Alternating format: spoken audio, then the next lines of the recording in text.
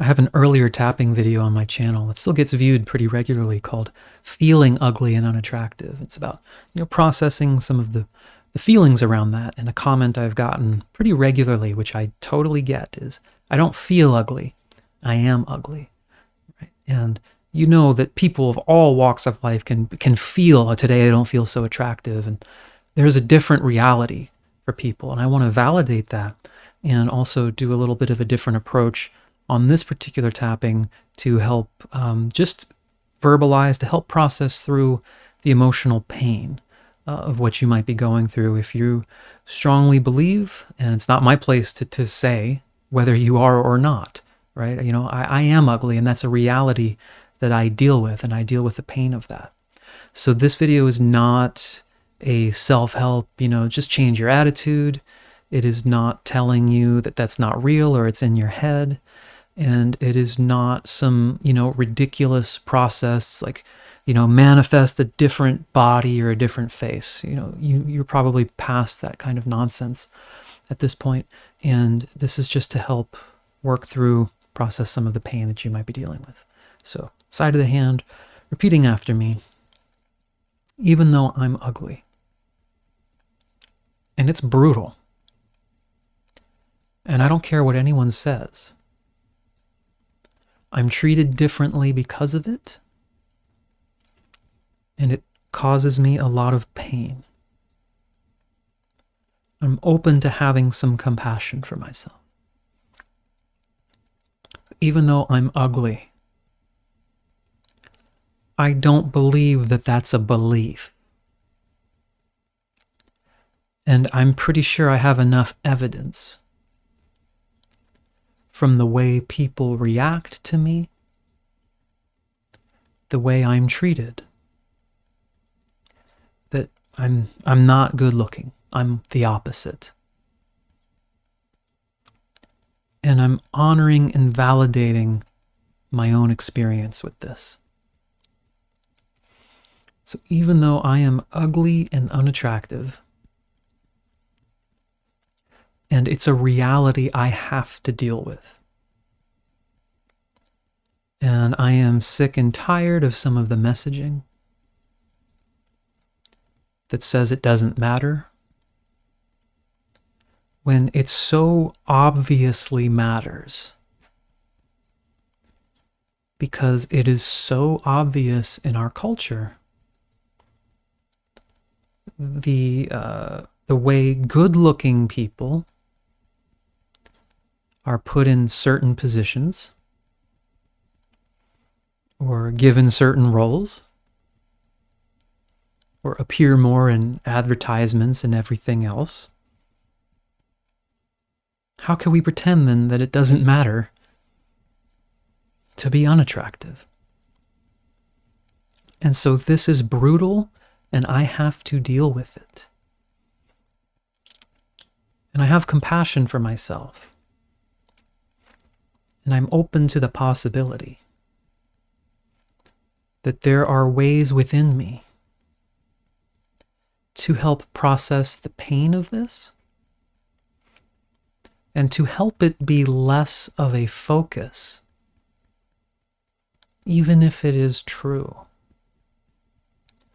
Because I might as well do the best I can with my inner world, which maybe I actually do have a little more control over than how I physically look. I'm not sure, but I'm just open to exploring. Okay, let's go through the points now and say, I am ugly is not a feeling. It's not a concept. I don't like to be told whether it's true or not. I don't like to be told that it doesn't matter all that much, because I'm the one that has to live with it. And I'm the one who experiences firsthand all of the ways it might impact me that other people may not ever have to deal with. And it doesn't even matter if there are people around me that say, I don't think that's true about you. Or trying to put it all on a spectrum. I know what I have to deal with. And I need that pain to be validated. And so I'm validating it. I don't really even care if people all around me are saying that it shouldn't matter, or it's all about personality. It matters to me. And I'm pretty sure that even if it's unconscious, it matters more to people than they think. And so, what do I do with this? What do I do with this reality? And I may not be certain about what I can do to change on an external level. But I do wonder if there is any way to help process through, to be able to navigate through the feelings of sadness and pain, of loneliness and rejection, so that they're not as consuming, that they don't occupy as much of my mental and emotional energy. It's not about debating whether it's true or not. There are people with all sorts of situations. Suppose someone has, lost an arm or a leg. That is a physical reality they must deal with. But I could ask myself the question, does that person lose the capacity to feel love and joy and happiness for life? And it can be an honest question. But perhaps those internal experiences and the way each of us relates to our sadness and pain and frustration can have an impact. So it might be true that there are different circumstances that I have to navigate. But have there been moments in my life? Perhaps I'm watching or listening to something where I just sort of lost myself. I wasn't really thinking about myself or my situation. I was just immersed in an experience. And I may have had some fun or felt some peace or relaxation. I'm choosing to just be curious about these internal experiences and how there might be an ability within me to direct my attention and focus in different ways. Not to pretend that pain or sadness do not exist. But when they come up, is there a different way I can be with them? Can I feel them and have them move through me? And then at some point allow myself to have some more space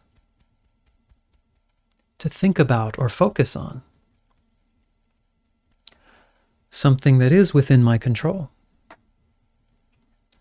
something I do perhaps enjoy a little more. Because there is always some ability